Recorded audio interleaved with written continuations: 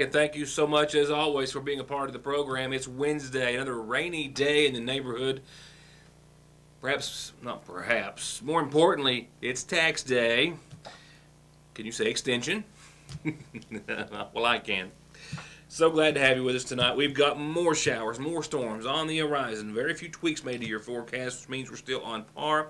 See much of the same pattern continuing throughout this time next week. I think by midweek next week, maybe by Wednesday, we'll have a sunny, nice, albeit cooler day. A little bit below average temperature-wise, but between now and then, one very brief mention of sunshine. One brief or very small part of your weekend that looks to be about 75% rainy and stormy at this point. A whole lot of things to discuss this evening, and in fact, it has been, well, a very productive day here at the newsroom. In fact, we have a camera just returning from the McGoffin County Fiscal Court meeting, Johnson County Fiscal Court, Paintsville City Council meeting coverage also coming up later in the week. A wonderful interview today that I will air before the week's end with a transplant recipient, survivor, a whole lot of words you could use to describe our friend Tracy Watson. And she spoke in depth and candidly today about her experience growing up with cystic fibrosis and, of course, where she is today. And she also spoke about a few big events, specifically here in McGoffin County, the Great Strides Walk coming up in a few days.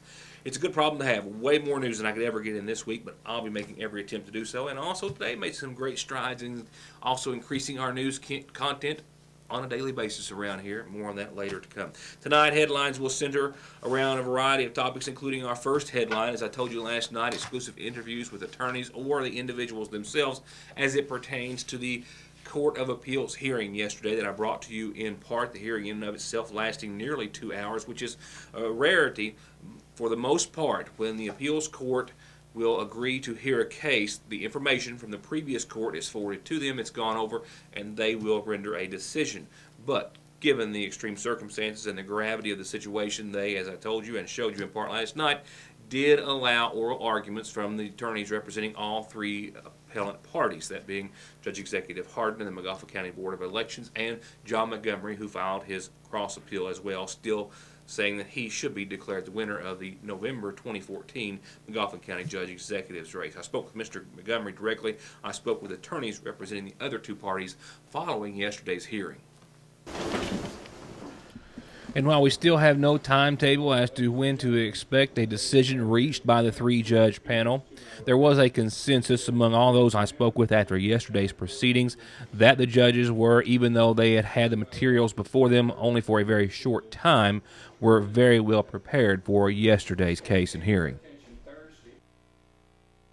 The court hasn't had much time to review the briefs and to prepare for oral argument, although I must note that it was clear that they were very prepared. They had not only reviewed the briefs, but they had watched video. They knew some things about the trial that were not in the briefs even.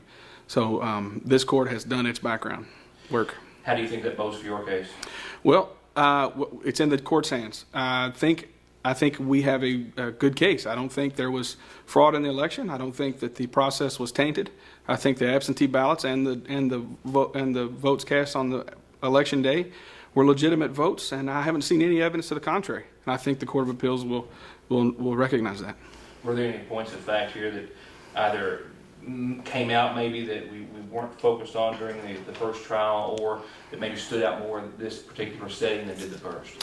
I think with arguments of counsel, it's without the trial, outside the trial setting, it might be easier to synthesize the case, and so I think it became clear that there's just no there to Mr. Montgomery's case. This was a legitimate election. It was infused with honor. Republican challengers, Republican members of the Board of Elections, and Democrat challengers and Democrat members of the Board of Elections all testified to the same thing, that not a single vote should be discarded and that this process was honorable. Oh, I was very pleased with the way that the court proceedings went today, and I have to echo the sentiments of Mr. Nemus. I think the panel was extremely well prepared, considering their very short notice and the fact this is an expedited proceeding, so I was very pleased with today. Were there any points to be made today that had more weight possibly than the first trial, you think? No, I think the court in this case, they were looking at everything. And I was very impressed that they went through the whole panoply of issues in the case. Does this case have the potential of setting a precedent for future election process or outcomes or anything of that nature in your mind, or is this just solely about this particular instance? Well, probably a little bit of both. I think that it does set some precedent, and I think that this will be of general interest, and it may set some precedent for later. No, I was pretty impressed with the panel of judges. I think they will uphold Judge Preston's ruling and do what's right. And if it goes on to the governor, I think the governor will do what's right and put me in as county judge executive of Dauphin County. Backing up to the original case, when I'm assuming that it was a little bit of a give and take. You had to feel some victory, obviously, but I think that you would have obviously also liked to have seen you been declared the victor at that point, not have to come to this point. Is that right? It was a bittersweet verdict that Judge Preston, but he also probably had some reasons behind that, you know, and I'm not sure what they are. You know, I'm not a judge or a lawyer, but I'm pretty confident this panel will uphold his ruling. Was there anything in particular today that Mr. Flores, your attorneys, presented that you thought may have been more significant than others, or maybe more reassuring, or something that may have been brought to light or had a little more light shed on it than before? Just that the absentees were just flagrantly abused, you know, and the sheer number of absentees. He brought that out, which was great. I think that speaks for itself. And once again, no timetable known on a decision, and we'll be checking on a daily basis. I'll have that answer for you just as soon as it is given by Judge Lambert, Judge Thompson, and Judge Mays, the three-judge panel of the Kentucky Court of Appeals who heard yesterday's matter and who are still reviewing it, I would imagine, at this time. To get high-speed internet on their state-of-the-art fiber optic network for all of your home and business solutions, or to watch TV without a contract on over 200 digital channels with superb quality, or stay connected with family and friends with 24/7 telephone service you can always depend on, contact Foothills Broadband today. Or just click on their link to the right to find out how they're working to provide the latest in communications at affordable prices with exceptional service at Foothills Broadband. A little history lesson for us all, rolled in with some local news as well. On yesterday's date in 1865, an actor and a man who sympathized with the Confederate Army, John Wilkes Booth, shot President Abraham Lincoln at Ford's Theater in Washington. The following day, on today's date, obviously in the same year of 1865, he would become the very first American president killed in office. Still to this day considered to be the crime of the 19th century. And it was the only occasion where an assassin of the president made his escape. While short-lived, it was the longest one in history. Booth fled and wasn't found for a couple of weeks. Also, co-conspirator David Harold was able to avoid authorities for about 2 weeks as well. Booth was actually shot and killed when he was captured in Virginia later on April the 26th. 4 other people were hung for their involvement. 1 woman, the first woman ever executed by the federal government as well, and 3 were sentenced to life in prison. Ford's Theater remained closed for more than 100 years. Today, though, it's open, and it's a permanent museum, of course, focused on Lincoln as well as the assassination, but it also has performances at the same venue as well, and you can also even take a tour and take the same steps that Booth took that night before killing the 16th President of the United States, a man born in Hodgenville, Kentucky. Giving of bread was all that would be attempted, unless they themselves, by resisting so much, should provoke more. I don't know whether the governor ever received that or not. But on April 12th, 4:30 a.m., 1861, the Great Rebellion, or the American Civil War began. It's a dreadful time. 11 of these states attempt to secede and form a new country. I need God on my side, but I have to have Kentucky. To lose Kentucky would be like losing the whole game. You see, there are no bridges across the Ohio River. Kentucky forms a natural barrier between the North and the South. I had to have Kentucky. But the people in Kentucky loathe me. They hate me for the Emancipation Proclamation I issued in January of '63. It simply states that all slaves held in states of rebellion against the United States of America thenceforth and forever shall be free. Delaware, Maryland, Missouri, and Kentucky were not in rebellion, but they loathe me. But they remain loyal. All the battles in this war, unbelievable. Just my native state of Kentucky in Perryville in '63, there were 8,000 casualties suffered there in Perryville. And there were no victor because they were all Americans. And then that battle of Gettysburg. July 1st, 2nd, and 3rd of '63, a great battle was fought right there at Gettysburg. General Robert E. Lee with the Army of Northern Virginia came to Pennsylvania foraging the farms, getting food for his troops. When they arrived at Gettysburg and sent troops into town to seek additional supplies, unaware that General George Meade with the Army of the Potomac, the Union Army, was encamped nearby. Those scouts were seen, a few shots were fired, and then the Battle of Gettysburg began. And if you're wondering how, now gone a century and a half, Abraham Lincoln can look so lifelike, well, this was a part of the presentation by the Kentucky Humanities Council. They presented Jim Sire as Abraham Lincoln. The title of the program, I, Too, Am a Kentuckian. It was one of two programs presented during the Civil War reenactment at the Battle of Ivy Point on the Gardner Farm this past weekend. Mary Todd Lincoln, the other, both about an hour in entirety each, and I'm making efforts to see that you'll have an opportunity to see both of those. As everyone across this great nation is remembering today the 16th President of the United States, a Kentucky native who has now been gone 150 years.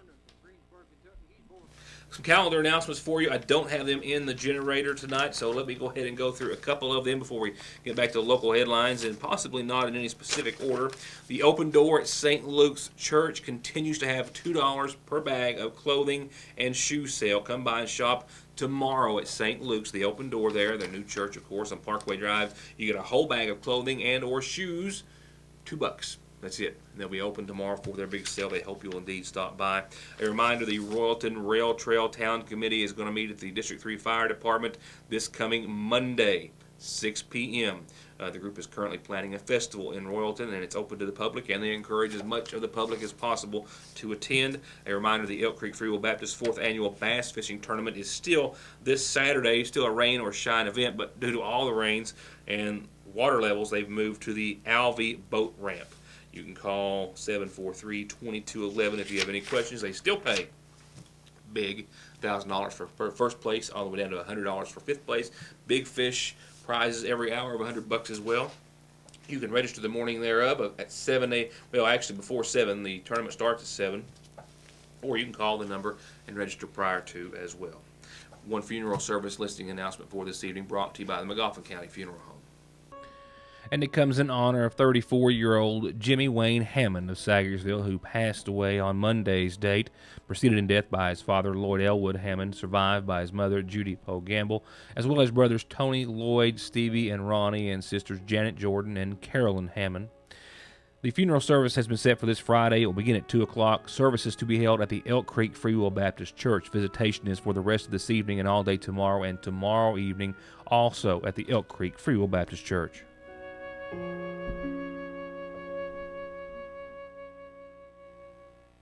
To get high-speed internet on their state-of-the-art fiber optic network for all of your home and business solutions, or to watch TV without a contract on over 200 digital channels with superb quality, or stay connected with family and friends with 24/7 telephone service you can always depend on, contact Foothills Broadband today. Or just click on their link to the right to find out how they're working to provide the latest in communications at affordable prices with exceptional service at Foothills Broadband.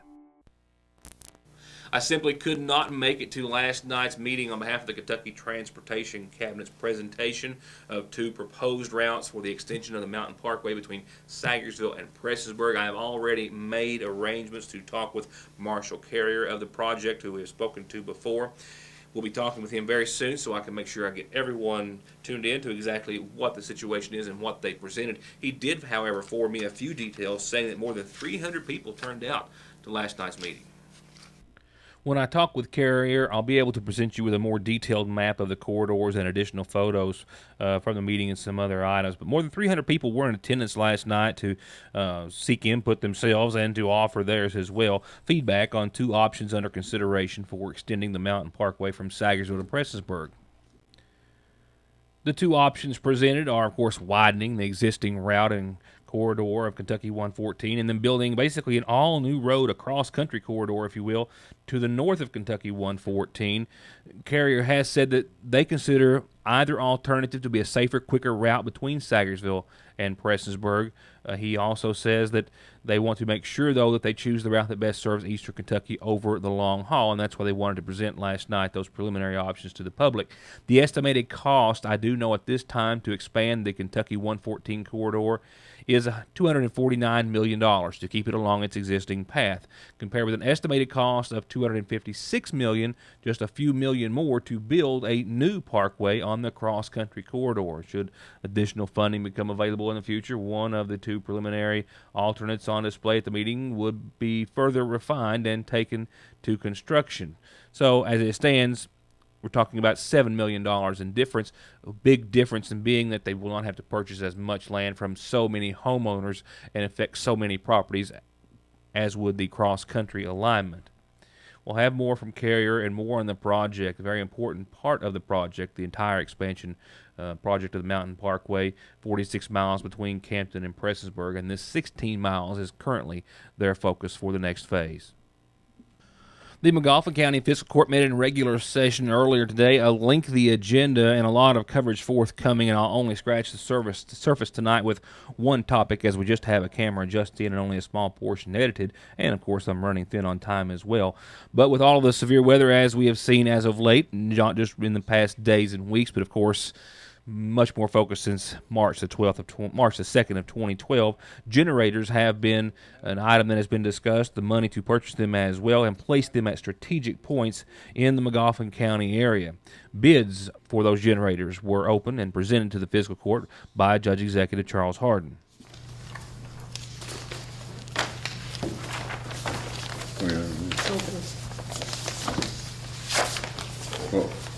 What's the generator? These are generators, number one, this approved through FEMA. There's a FEMA generator we've been working on that grant. 2 years. The first one is to allow the rescue squad to continue to function if we have a shut off of electricity. Emergency generator for the facility. The second one is for a generator to allow the water plant to continue to function. When we had the ice storm, I called for electrical, and I ended up talking to some lady in Kansas who wanted to know if Sagersville was anywhere near West Liberty. And we were trying to get it turned back on because obviously it doesn't just affect the citizens of the city, it affects the citizens of the whole county.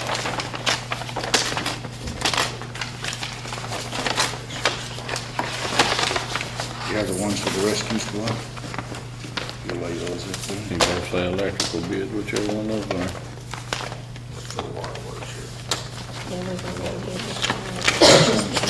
This one's a rescue squad.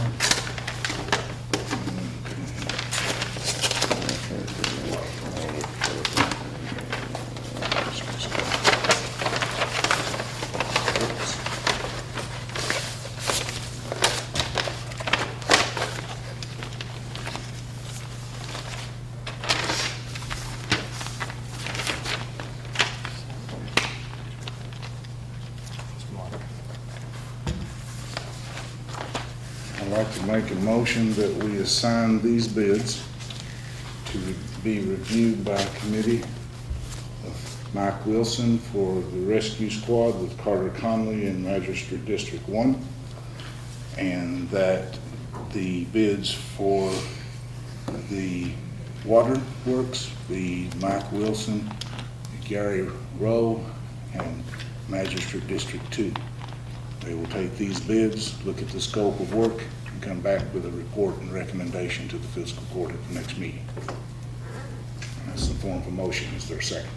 I second. Motion been made and second. Any discussion? Tyler, would you? So with FEMA funds in place to purchase those 3 generators, and several more are hoped for the McGoffin County area in the future, he did, as you could hear, make a motion that those committees will further examine the bids, make sure that everything is suitable, and that hopefully those will be available for purchase and installation in the relatively near future. We would like to think that we would never have to have their services, but in reality, of course, we know that that will be something that the county will come to rely on in many different instances in our future. More on the fiscal court meeting and much more on other topics when I see you next time. I'm not done yet, but just I want you to know we've got much more to cover this week.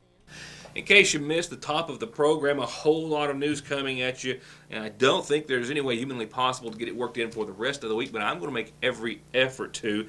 McGoffin County Fiscal Court met in regular session earlier today. The Johnson County Fiscal Court and Paintsville City Council last evening. A very special interview that I will air Friday, one way or the other, with Tracy Watson. She'll speak about her lung transplant, and it's just one of those stories that look so forward to share, and so glad to see her doing as well as she is. The Mountain Arts Center is where I'll be tomorrow for a special presentation by the Kentucky State Police, and also a special musical presentation rolled into that. I'm looking forward to that, and maybe some other big announcements I can let loose of tomorrow on that front. Nevertheless, and also we'll talk more about a big event, the one that I had on the calendar a few moments ago about the Royalton Rail Trail Committee and the big event they're planning. And we're going to try to keep this momentum going, and made efforts to today, as a matter of fact, to keep you in tune and up to date on a whole lot of things happening in and around our area. With that said, your weather forecast brought to you by Licking Valley RACC is a wet one. No surprise. Those light showers you're seeing, if you're catching the early show, are just kind of parked out and not going anywhere. And we're going to see scattered showers throughout the rest of the evening. No thunderstorms associated with it, but it's just going to continue to be wet. A low of 50 degrees, cloudy skies. We have here at the studio 9.35 inches of rainfall total for just this month. That is significant. On top of that, it's also very significant that we're not done. We've got some more in the forecast that could add another inch or two before the end of the forecast period this time next week, even though there is a little bit of light at the end of the tunnel. As for tomorrow, scattered showers and thunderstorms, more clouds, temperatures right in the upper 60s once again, and we'll see those scattered showers and thunderstorms continue to be a threat throughout the rest of your Thursday evening as well, with a low of right around 52 degrees. Friday will end up with, guess what, more clouds and not as great of. We're talking about a 30% chance of some showers and storms on your Friday, and I have hopes for the 70s, around 75 or so, maybe drying things up just a bit, even though we could see some more wet stuff indeed in the forecast for the last day of at least the work week for many of you. A low of 52 Friday night, and for your weekend, we're on the bubble.